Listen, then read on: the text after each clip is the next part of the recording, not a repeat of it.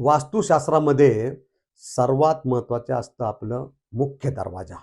ज्या दरवाजामधून आपण आपल्या घरामध्ये येत असतो, एंट्री करत असतो. वास्तूचं 50% सकारात्मकता किंवा नकारात्मकता देणारं असतं. मुख्य दरवाजाच्या बाहेर चपलांचा ढीग किंवा कचऱ्याचं डस्टबिन ठेवलेलं असतं.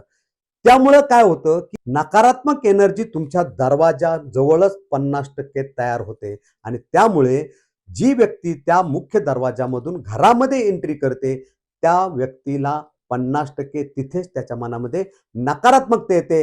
आपण एखाद्या हॉटेलमध्ये जाताना आपण त्या हॉटेलचं मुख्य गेट किती छान आहे, मुख्य दरवाजा कसा आहे, ते पाहूनच आपण त्या हॉटेलमध्ये जेवायला जातो. महोत्सव आल्यानंतर आपल्या दरवाजामध्ये आपण काय करतो, रांगोळी काढत असतो.